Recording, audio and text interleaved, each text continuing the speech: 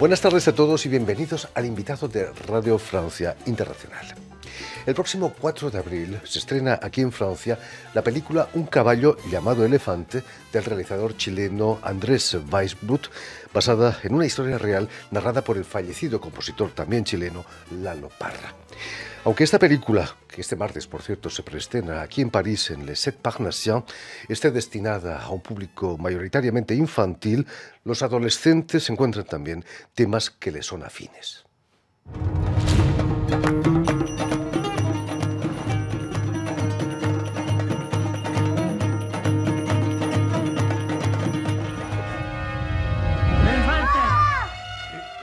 Liberen al elefante antes de que sea tarde. Elefante y yo. ¡Elefante! No puedo abrir el candado. Necesitamos la llave. ¡Corre, elefante! ¡Corre! ¡Corre! ¡Ese caballo es nuestro! ¡No tiene derecho a pegarle! ¿Pero qué hacen aquí ustedes, ¡Paren ahí! Queremos aprender lo que ustedes hacen. Tú ayudarás a Manuela y tú a la reina.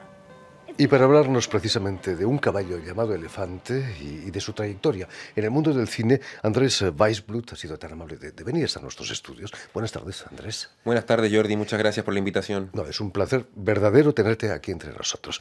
Permíteme que explique antes que nada que has nacido accidentalmente en Estados Unidos porque tus padres estaban haciendo un posgrado en Wisconsin y vas a nacer en 1973, año delicado, ¿no?, para la historia de Chile.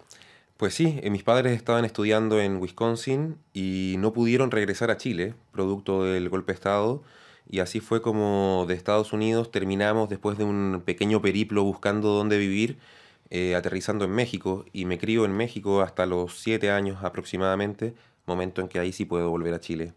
¿Qué recuerdos te quedan de esos años de éxodo? Bueno, para mí el exilio fue lindo. Es una cosa que es un poco difícil de decir, pero yo era un niño, vivía en México, tenía amigos, no tenía idea de lo que estaba pasando en Chile.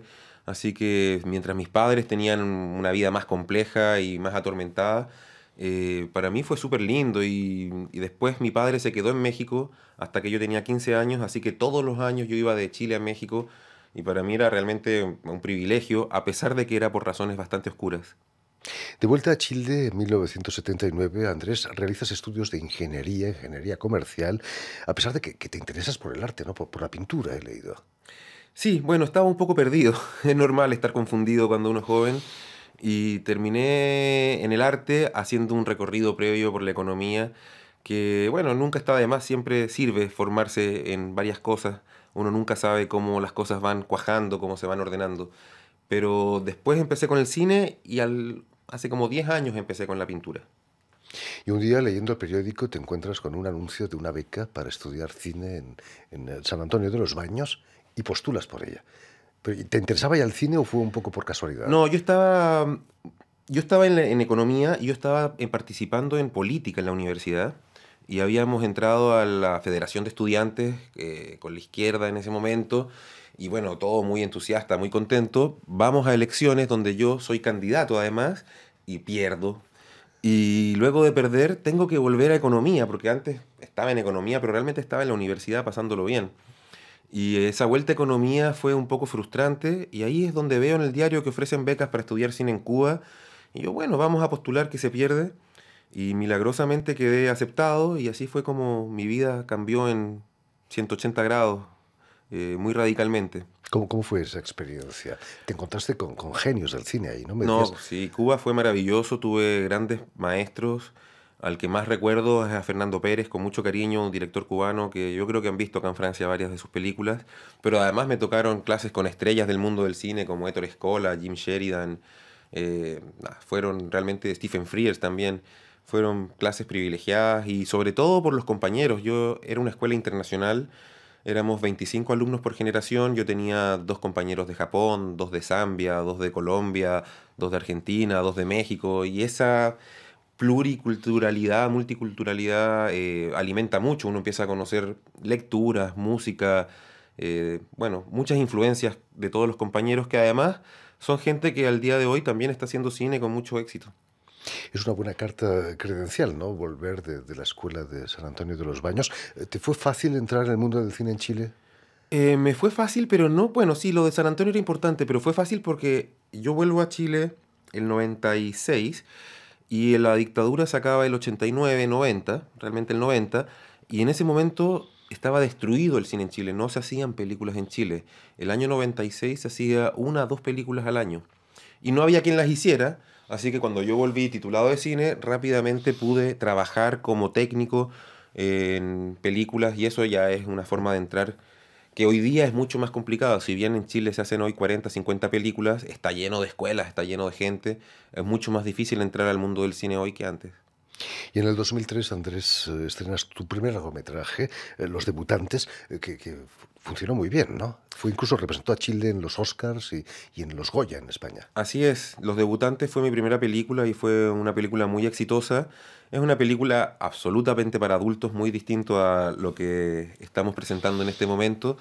Y bueno, es una película récord en Chile para mayores de 18 años, es la película chilena y extranjera que más público ha llevado hasta el día de hoy.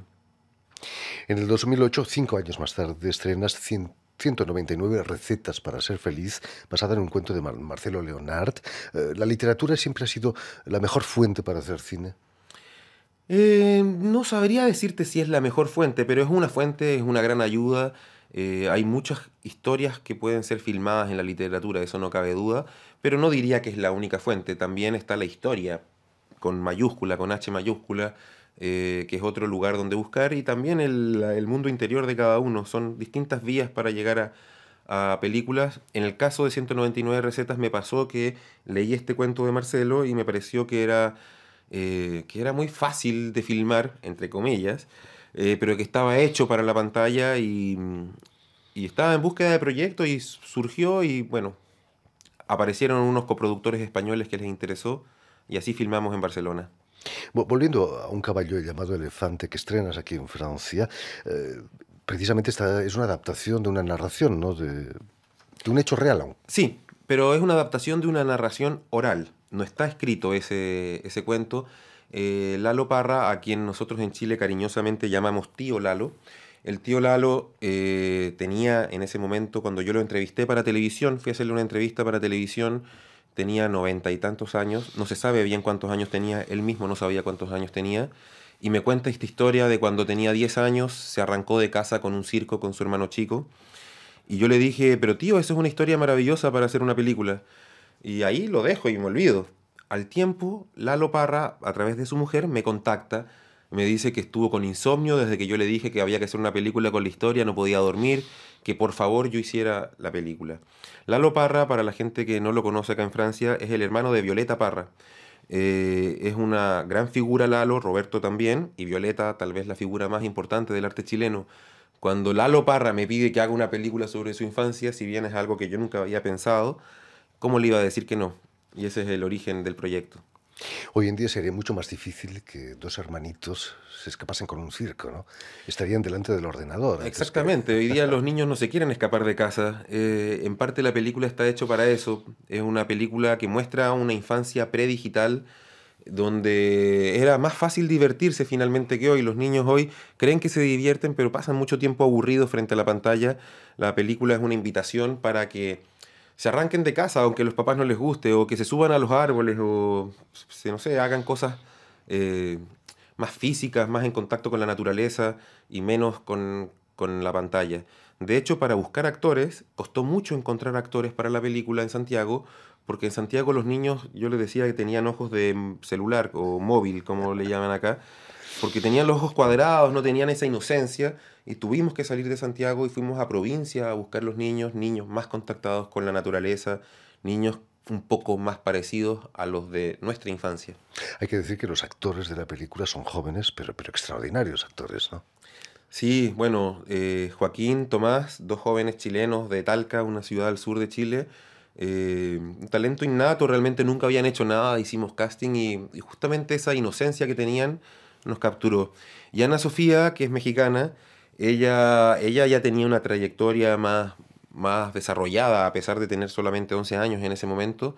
Había hecho series de televisión, había hecho videoclips, obras de teatro, musicales. Bueno, una niña que ya venía desde los 6 años trabajando arriba de los escenarios.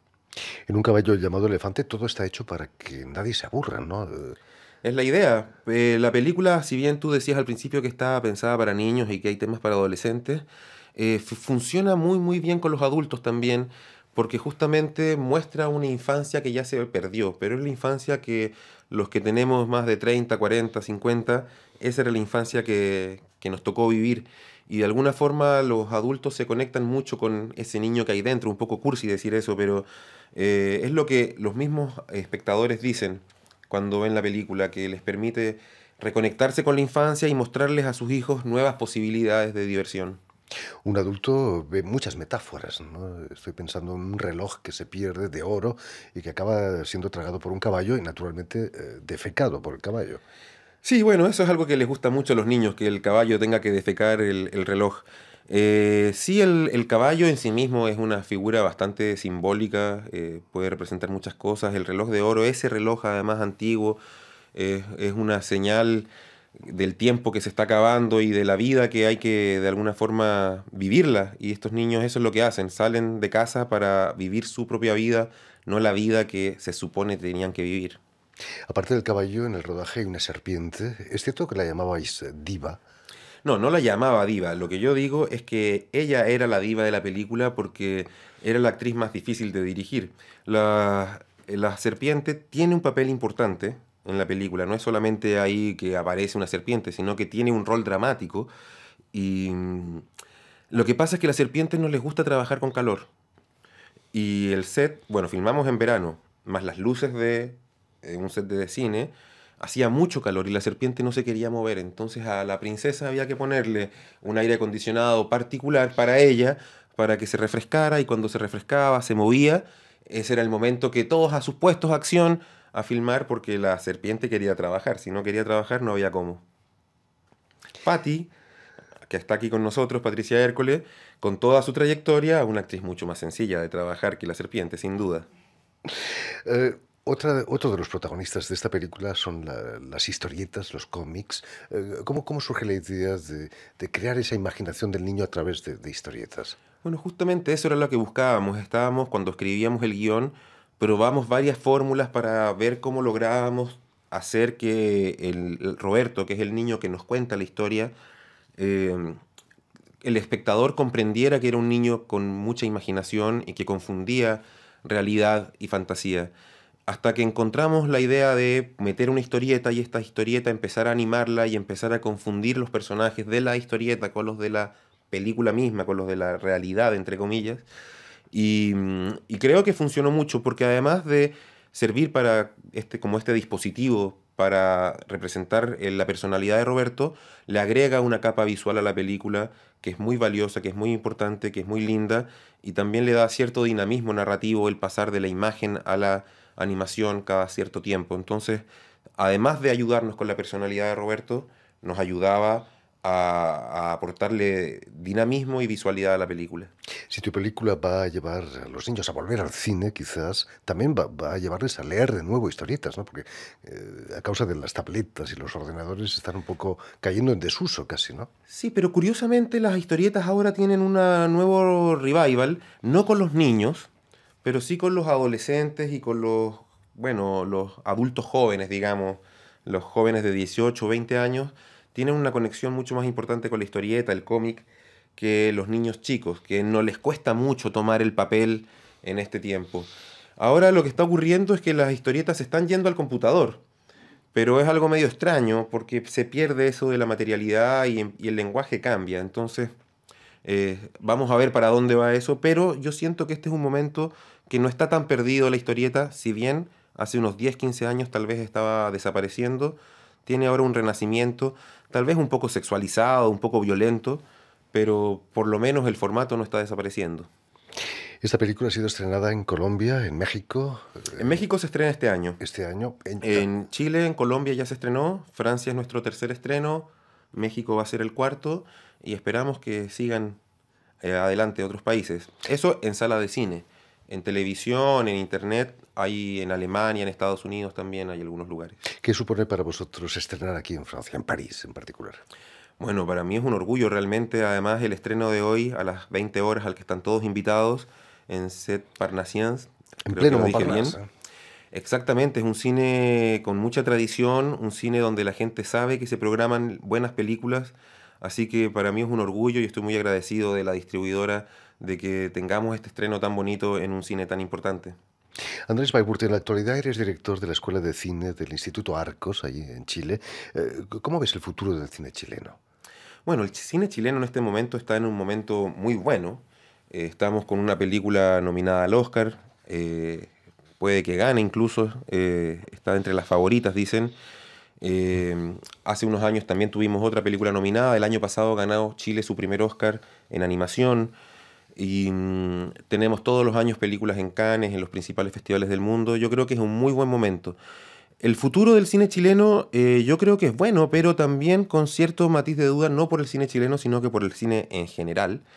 Porque el fenómeno de las series está apretando, digamos, el mundo del cine y está empezando a llevarse los talentos de una forma peligrosa, tal vez desde un punto de vista conservador. Tal vez es maravilloso esto, pero para uno que tiene este vínculo con la pantalla grande, no deja de ser curioso. De hecho, ahora los grandes festivales están abriendo secciones para las series, donde de hecho ahora en Berlín tenemos una serie chilena seleccionada.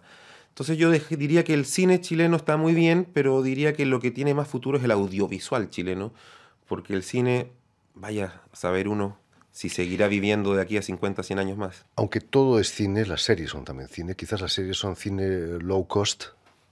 No, no son nada low cost, son con un presupuesto bastante alto las series, pero hay un asunto narrativo que es muy distinto. Las series no terminan. Siempre están hechas para que haya una nueva temporada. Siempre dejan algo abierto para el futuro, lo que es una estructura de pensamiento distinta de alguna forma, la que suponen los jóvenes. En la escuela yo lo veo mucho, los jóvenes cineastas que estamos formando, y lo veo también en otras escuelas, les cuesta pensar un final. Siempre quieren dejarlo abierto para la segunda parte, pero yo le digo, ¿cómo va a haber segunda parte de este cortometraje? Si es un cortometraje, es una película. No saben Pero bueno, aquello tal de vez que soy muy conservador yo y hay que abrirse a pensar así de otra forma. nunca segundas partes fueron buenas, decían. Bueno, algunas últimamente han salido mejores, pero es difícil la segunda parte.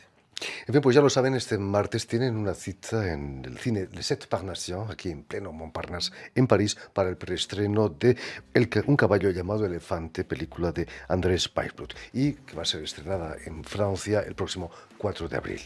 En fin, pues muchísimas gracias, Andrés, por haber estado aquí con nosotros. Quisiera mostrarles el Por afiche supuesto. un poquito para que El vean cartel oficial. el afiche oficial de la película Aquí en Francia, aquí en Francia. que se estrena el 4 de El abril. 4 de abril, pero hoy todos invitados al cine a las 20 horas. Además, estaremos con Patricia conversando con el público después de la película para poder atender las preguntas, las dudas, sacar fotos, todo lo que quieran. En fin, permíteme también dar las gracias a Elena Abril y también a Suert, que han estado detrás de los cristales al tanto de la realización de este programa, y enviar un cordial saludo a nuestros telespectadores, porque también los tenemos, que nos siguen en toda América Latina gracias a Canal U de Montevideo. Y a ustedes muchísimas gracias por su atención y les damos cita para una nueva edición del invitado de Radio Francia Internacional.